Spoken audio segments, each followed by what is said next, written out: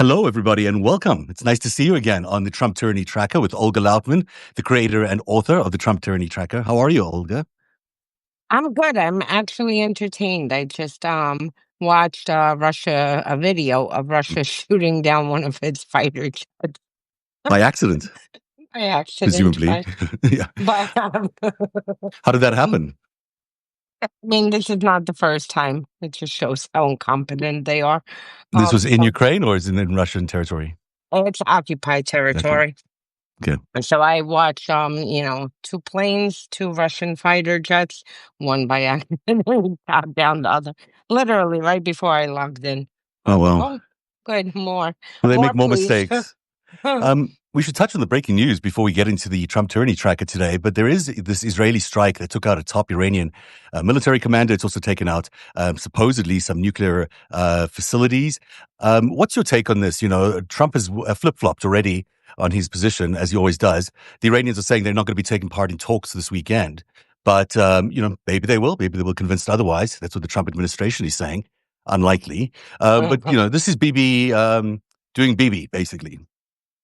Yeah, it's fascinating because literally the strikes um took out pretty much the whole top leadership of Iran, and senior officials to the regime, the political leadership, and the military leadership.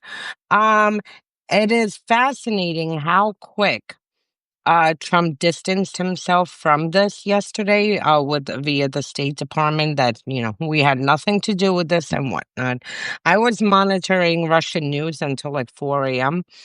And, for the most part, at the beginning, they were covering for Trump, and saying, no, the U.S. has nothing to do with this. And then the coverage shifted somewhere around 2 a.m. And they started saying that the U.S. was involved in this and whatnot. So it's interesting. And as we're speaking, Israel is carrying out another wave of attacks against Iran. Um, and as soon as Trump saw the operation was successful, he immediately jumped on, like, this is me, all me. I did this and whatnot. The last thing I'll say about it is that, Iran sent 100 drones. And I mean, this is yet again the same situation that happened a few years ago. That Iran sent 100 drones to Israel and 5 countries intervened to knock them down. Ukraine has 450 drones plus dozens of ballistic missiles, and absolutely no one intervenes to shoot them down, not even when it's flying through, neighboring countries' airspace. So. It seems that within the dictators, within the strongman alliance, whatever they do is okay. If Bibi or Putin or Trump does something, that seems to be okay. If it happens to anybody else, then it's not okay. So, it's... The last thing I'll Yeah. add, the last is I was watching at the same time as of what Russia was doing, mega movement, and MAGA is a split. I mean, it is between the America First crowd, and if you look at all the politicians, all the Republican politicians, literally same message: pray for Israel. Some putting some quotes and whatnot. If you go into their comments, I mean, you have literally like half of MAGA like attacking them, and saying, oh, what happened to America First? What happened to no wars, US not being involved and whatnot. So it's fascinating to see yet another fracture happening on yesterday within the They're only MAGA just figuring alliance. out that everything he said was a lie. I mean, duh. Moving on to the Trump Tyranny Tracker, the biggest story I think we've seen in a long time when it comes to authoritarian creep is the story around California Senator Alex Padilla, who was violently restrained and handcuffed by Secret Service and FBI agents after attempting to question the Department of Homeland Security Secretary Kristi Noem at a press conference in Los Angeles. Video shows Padilla identifying himself and shouting "hands off" as he was pinned to the ground. The Department of Homeland Security then lied about the incident, claiming Padilla failed to identify himself and posed a threat. That was contradicted, of course, by the video evidence that we all saw. But this is really normalizing violence against your political opponents. These are the elected officials of America, and they're a target for violence as well by this administration. Yeah, so we were on air when this was Mm, happening and we didn't know what was happening. A few people put in the chat, that this incident was unbreaking. And I'll tackle it from two aspects. One, the fact that now we have a US senator who literally was thrown to the ground. Everyone knows who he is. He was walked in to the by the FBI and National Guard because he was there for a meeting mm. in a federal building. So the fact that they're lying and saying we didn't know and this random man just came shouting at us is a lie, because he was a few doors down for his meeting, which was delayed, found out about this press conference, and his escorts walked him over to this room. So, you have now a U.S. senator who was, tackled and thrown to the ground and handcuffed. You have a U.S. congresswoman who has been indicted. You have a U.S. mayor who was arrested. You have a few judges who were arrested. I mean, it just shows you that the pattern is escalating. The other tactic I'll address is the disinformation and propaganda. Um, every single Republican, I remember a time when Congress defended their own, like regardless, Republican or Democrat, and short of a few, you know, Republicans who said this is outrageous, everyone came with the same talking points. Basically, that he lunged at this woman, and they're using this propaganda despite the fact. I mean, I've never seen such gaslighting when there is a video from every angle, every single angle, the front, the sides, the outside, and the fact that they, decided to stick on to this messaging. And then Christy Nome hops on Fox News. You're a freaking, Department of Homeland Security secretary. Like, your first thing after this incident shouldn't be, let me hop on Fox News to discuss and put out more propaganda and disinformation. And justified what happened. I mean, she justified the Absolutely. violence against an elected official. This is so wrong. I mean, people get arrested. That's, people heckle. All these things happen. But to have violence, state-sanctioned violence against the elected representatives of the people of America is an attack on democracy. It's plain and simple as that. And that cannot be countenanced. I mean, this is one of those tipping points that we always talk about. This is the one I look for the most because it's such a egregious one. These people were elected by the very people they're representing, and then they're being tackled to the ground by these people. It's just I mean, it's absolutely, terrible. it's in shock. Yeah. It's disgraceful what happened. And this is the scene that I would expect out of Russia. I've Mhm. seen many of these scenes, Yeah. and worse, but not in the United States. I mean, they could have easily, he identified himself. We heard him identify himself. And like I said, this is a federal building. You have to walk through screening to get into a federal They building. knew who he was, and they knew he was Absolutely, there. Of they knew. course, she knows who he is. It's not a surprise She to knows, anybody. and if she's in the state and doesn't know one of the two Yeah, exactly. senators there, Yeah, then she's get got a the hell problem. out of the state. Yeah. No, another thing you got to worry about is the slippery slope on all of this. Like, where does it go? And we know what happens in Russia. Where it goes is people get assassinated along the banks of a river. And we can't let this stand. This kind of stuff should not be allowed to happen at all No. in a democracy. Moving to our second story, the Justice Department has instructed all 93 U.S. attorney offices and its criminal division to be on standby this weekend to quickly file federal charges against protesters. The directive outlines over a dozen potential charges, including statutes used against January 6 insurrectionists, and demands press releases with every arrest. Unbelievable. Attorney General Pam Bondi has declared zero tolerance for any protest-related offenses. Another crackdown on dissent, another crackdown on free speech, another crackdown on protests. Yeah, and I mean, they already have a press release ready, which basically is just copying and pasting the photo of the person Mhm. and a few details. I mean, this is disgusting. America is built on, the freedom of speech, the freedom of assembly. It is our right to go out and protest things that we do not agree with. I mean, this is just a fundamental right and the founding, the rights that America was founded on. And the fact that they, are attempting to turn this. First of all, there are two things. One, on itself, this is disgusting. I mean, it's a very authoritarian tactic, but the fact that they seem to be prepared for violence and Yeah. that they may actually use, their operatives to stage a scene and then, to blast photos out. I mean, the whole thing really, I mean, we've never had this. We have protests, we do have police organized and, get ready for protests, local authorities, not the Department of Yeah. Justice. And this is the Department of Justice completely overreaching, Mhm. where when one person hasn't even stepped out on the street tomorrow yet. I mean, Absolutely, and they're using the same statutes that were used against them in the January 6th, coup. But during the moments, there was actually crimes being committed. I mean, they were demolishing, or at least attacking the very Congress that they were in. I mean, this is they were defiling it. They were they threatening had the a noose birders, and yeah, they had a to noose. hunt down the Yeah. vice president of the United States. And frankly, I'm not a fan of Pence, but Mm. I mean, the fact that these people wanted to assassinate and hang him in front of the Congress building, Capitol Hill, is, I mean, it speaks for itself. Yeah, and it's going to be interesting to see how they twist the statutes in order to attack the protesters in the next few days.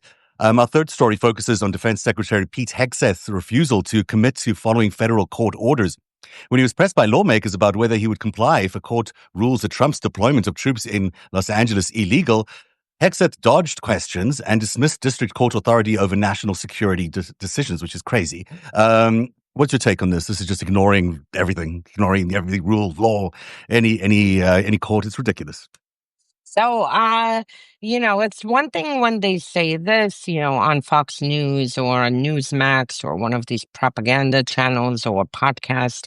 It's another thing when they put it officially into record, Mm. that they don't know if they will, adhere to a court order.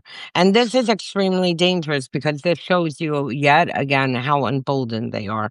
Because, I mean, they are sworn, I mean, before you testify or give any kind of, at a hearing, you have to, swear an oath to tell the truth.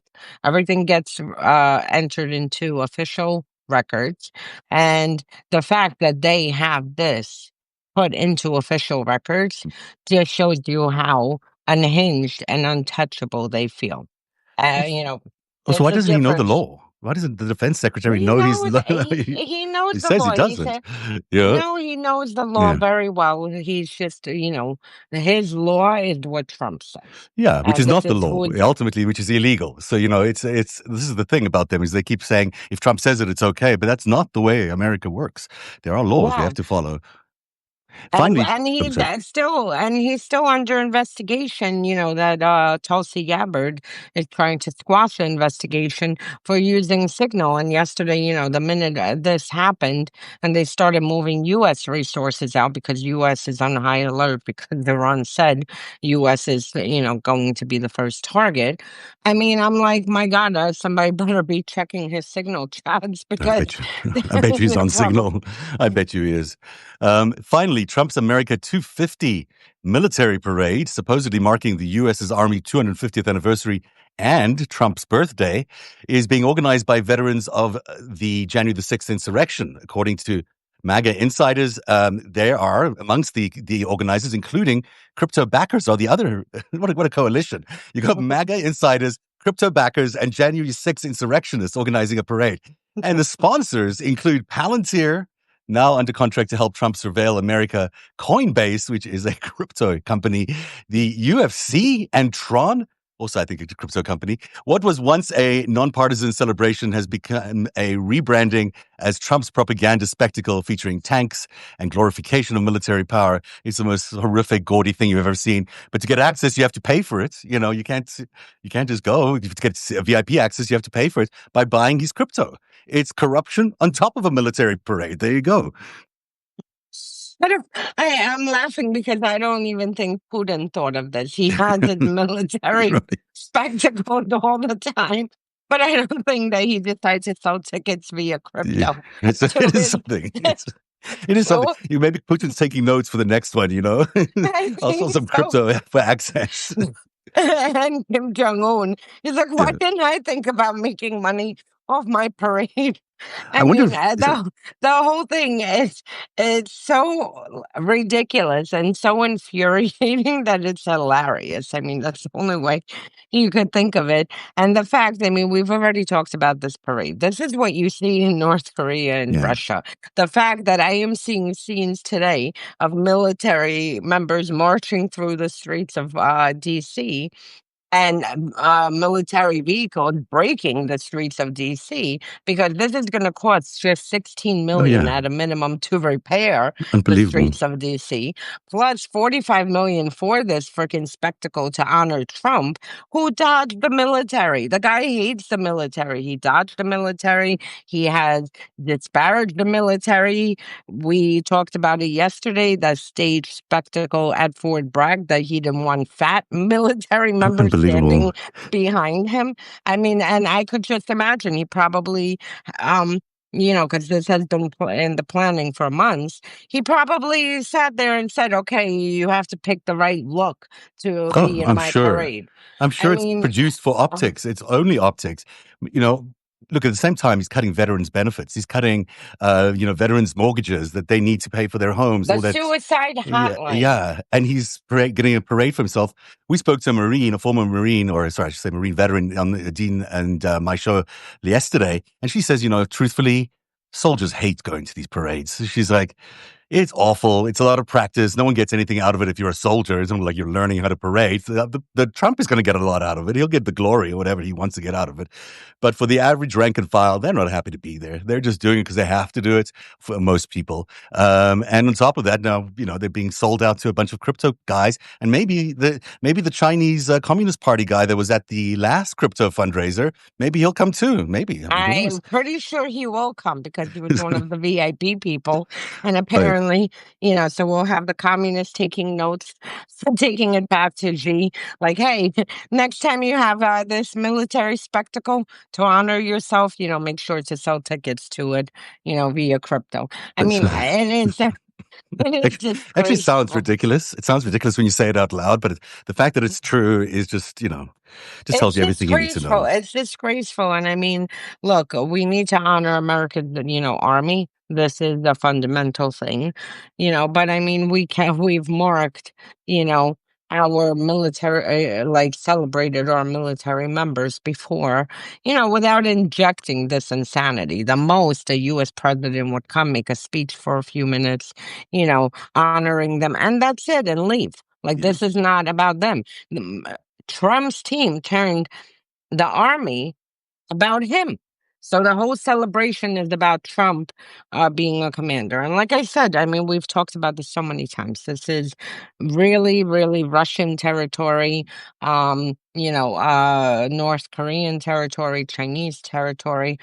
America's not about this. America's not about military No, parades. We're about government for the people, by the people. And here we are having this, ostentatious, gaudy, masculine military show of force that, everyone knows America's strong. You don't need to show them with we tanks going down the street. We get it. we are the most lethal force on the planet, and Mhm. we have never needed to exhibit a parade of this. I Exactly. mean, really, is next year's parade going to be what? Nuclear missiles rolling down like Kim Jong-un? I mean, it'll be his 80th birthday, so we'll have an extra special one planned, I bet. Well, that's the Trump tyranny tracker for today. Olga Lautman will be back with me on Monday, but we'll also do our second session in the Authoritarianism 101 seminar series that we're doing. And next Tuesday, do you know the topics off the top of your head that we're doing next Tuesday? I know I might be putting you on the spot. No, creating the enemies and how Oh, yeah, of course. authoritarians, which we were supposed to do last week, but the Yeah. controlling the narrative went too long. But creating enemies, how every single dictator, in order to rise to power, always has to find a set of enemies in order to be able not only to, gain the power, but then to expand the power. We saw it with Russia. We're seeing it, with We seem to be Trump. undocumented immigrants, so they're turning them into the enemy. That's the LGBT community. We're seeing it everywhere. So this is going to be an important and relevant theme to what we're doing and seeing in the news every single day. And then, and the second tactic is politicizing law enforcement and how you basically create a police state under the guise of, dealing with these enemies. Maybe So by those arresting are a senator at a press conference. Maybe that's how you do it. That'll be pretty on much. Tuesday. There's still spaces available. Everyone should please register on either the Trump Tourney Tracker or Unmasking Russia or on narrative.org. I'll be back at 3 p.m. with 5 Stack with Dean Blundell. I've got a lot of stories covering today, so we'll see you then. Plus, if you want to check out narrative.org, I'm about to publish a story about how we have hit the authoritarian tipping point, that we're officially, I think, on the other side of that tipping point. And I'll explain why in that story on narrative.org. That is the Trump Tyranny Tracker for today. Thank you very much for being here, and we'll see you again on Monday. Bye, Make Olga. sure you go protest tomorrow. Well, I can't, but other people can. Yeah, no, everyone. Yeah. Everyone. I try to keep myself journalistically objective. I don't do protests anymore. I got to, I'll explain that on another day. Have a great day, everybody. We'll see you and great weekend. Bye-bye. Be safe out there. Bye.